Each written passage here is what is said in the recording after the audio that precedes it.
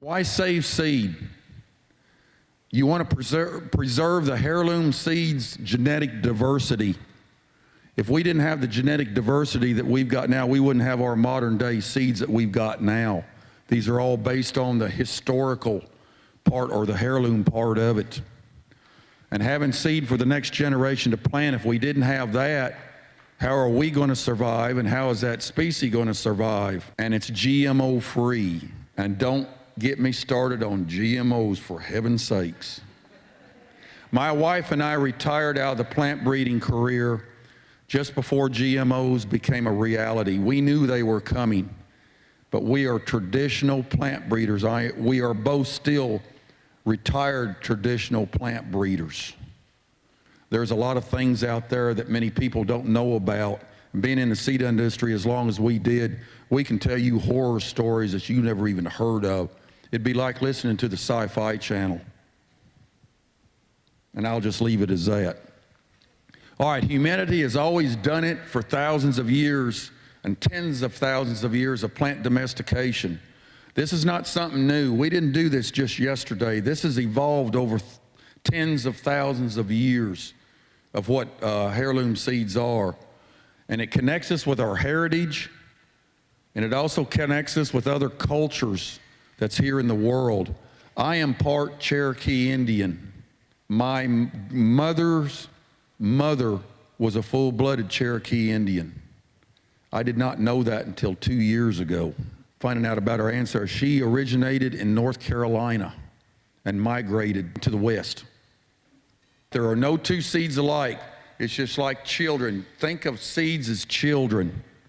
There's no two personalities in a seed that's the same. There's got to be a trait in there that's completely different. That's the same way with children. That's the way we look at it as plant breeders. All the seeds that we worked with, which was millions of them, in corn and soybeans, we considered those our children, and each one of those had to be treated with a separate personality as we did the work that we did. Of course, now we've got a real son now, and he will be giving his presentation at 4 o'clock, and he's a product of what my wife and I did for the years that we was in our careers. So he's carrying on the tradition now of doing that. And what is a seed? A seed is a living embryo. A lot of people doesn't think of a seed as a living thing. At Cargill, we had employees that processed seed. And if there was a bag of seed that dropped on the floor while they was stacking it on a pallet and they dropped it, they had their pink slip within 10 minutes. Because when you drop a bag of seed, you drop the germination of that seed. It would drop 10% each time that bag was dropped on the floor. And it's still like that to this day. It's a living organism. And when you drop it, especially on concrete, it damages that seed coat and that embryo within that seed coat. So in the seed industry, they don't play. They mean business, especially in the process and handling of seed, doing that. And I am so particular, we are both so particular about how seed is processed and handled. Everything we've done was done by hand. We had some machines that could do it, but it wasn't nothing like doing it by hand. That was a secret of it. And the formation of seed completes the reproductive process of a plant. That's all a plant is there for, is to reproduce itself for the next generation. And then the future's ahead of that time. The tools of trade. In seed handling and processing, you've got to have tools. Just like if you're going to work, your employer's got to have the tools for you to do your job. Well, in seed handling and processing, you've got to have the tools too. However, you don't have to be rich to do that. You can go to your kitchen and find certain utensils in your kitchen and do the same thing that these commercial processors do. And you don't have to spend hundreds of thousands or millions of dollars to do that. You can do it right in your kitchen. And it's very easy to do. These are some of the tools of trade right here. These are seed screens, and they're different sizes. You've got rounds and you've got slotted screens, as you can see here. The combination of whatever you need, you can make to clean that seed and size that seed the way you want it. And you've also got sieves Sieves are similar to screens, but they're just handled in a different way. And they've also got different sizes, and you put two or more together of various sizes in order to match the seed that you're processing or you're handling.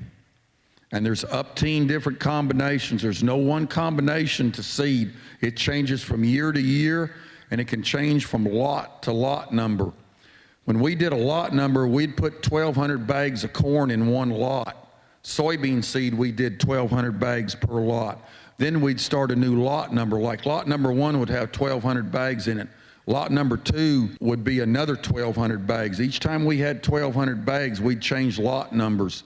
That way we could track it. Now with the technology we got now, we can track that seed all the way back to the source where it was in the bag before it was planted in the field, which makes it nice, because if you've got a problem somewhere down there, you can track it back and find out where that problem might have happened.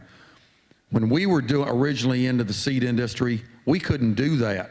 They kept handwritten records, but sometimes somebody forgot to put something down. And that made the situation even more complicated when they did that.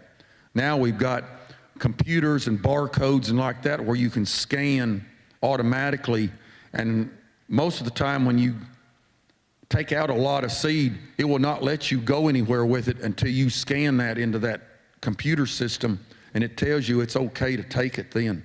So they've got a fail-safe in those software programs that can do that now. This is a corn sheller. This is a hand corn sheller. You can buy these from a specialized company that sells seed equipment. This one is $487 brand new.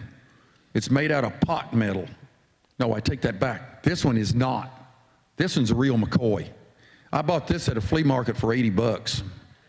This is real steel. This one was built in 1903 at Clarksville, Tennessee. They had a foundry there, and they made these. This is called the Black Hawk sheller. It's one of the best hand corn shellers that was ever made. Very durable. It's real steel. It's not pot metal. And we're going to put an electric motor on this one. My rotator cuffs are not as good as they were 40 years ago. So we've got to do it a little bit easier way, but we slow it down where it don't damage the seed. But that's where you can get you a hand corn sheller for corn. Just go to a flea market and buy them. You can buy them everywhere. But make sure you get the right brand. And the ones that was made in the early 1900s are your best corn shellers. And Black Hawk is one of the brands that is one of the best. And I'm not pushing brand names, but I'm letting you know that that brand name is very, very good. These newer ones they got out here for $400 and some, they're just a name stuck on there, and they don't mean anything. They're meaningless. And the materials that goes in them is not the materials that we used to use back in the 1900s, and it will last.